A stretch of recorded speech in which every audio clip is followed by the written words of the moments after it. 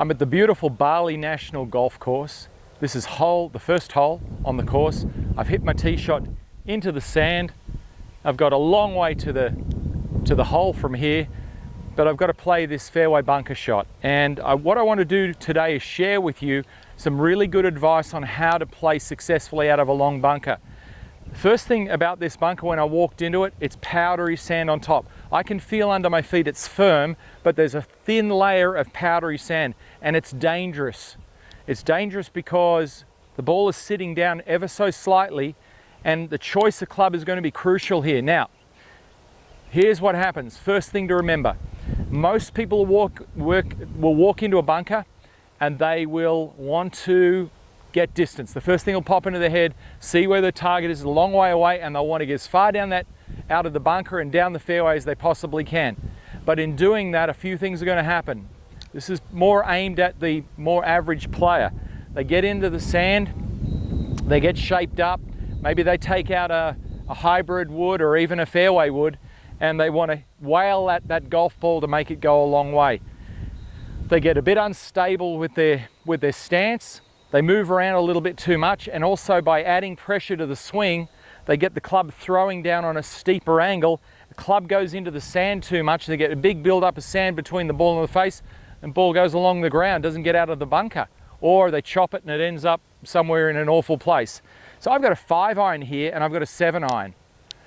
And if I was going to hit this shot with one of these clubs, my inclination would be to use that long club, as I said, but I'm not going to do that, because if I stand here, even if I can hit it solidly with a 5-iron, when I make that swing, I've got to make sure that I get more ball than sand. So how am I going to do that?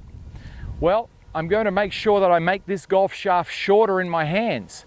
In other words, what I'm going to do is I'm going to make sure that when the club swings to the bottom of the arc, that it doesn't go too much into the sand. And the way I'll do that is by gripping down the club towards the bottom end of the grip. Number two, if I'm using a straighter faced iron and I'm gripping down the club, I'm going to have a very straight faced club hitting the ball on quite a low trajectory. Now, depending on the height of the bank in front of me, that might pose a problem because I might drive the ball straight into the bank. So I want solid contact and I want to make sure I've got plenty of loft. So I'm going to get rid of the 5-iron. I'm going to use this 7-iron. So I'll put that over there for a moment. And now I've got a 7-iron. So what I'll be thinking in my mind is a good solid shot, get it up the fairway so I can hit my next shot. So again, rule of thumb, hold down the golf club. So I've got the bottom of my right hand, in my case, down on the bottom of the grip to make the golf club shorter. That way, when I swing at this golf ball, I'm not going to dig too much into the sand. When I dig my feet into the sand, think about this for a moment, I'm now lower than the ball. So I've actually adjusted my height of my body, and now I'm lower than the ball. So in other words, the ball is closer to me, which is the other reason why I'm going to hold down the golf club. Now, the other thing we want to do is make sure that we haven't got the ball too far forward. We need to hit the ball first. So we're going to move the ball back in our stance, and being a 7-iron here, I can have it back in the middle of the stance just fine. So I'm going to hold down the golf club, middle of my stance, think about an area just out of the bunker, a nice balanced golf swing. I don't want to add pressure to the golf club and make it swing too fast because I'll go straight underneath that golf ball. So let me make a nice smooth swing, see how we go here. See, I've dug in, so I'm a little lower, but I've now adjusted at the bottom of the grip. Nice balanced golf swing and just swing it out of the bunker. All right, so good solid shot out of the bunker. The sand is definitely soft, as I said, so the club has a tendency to sink down underneath the ball.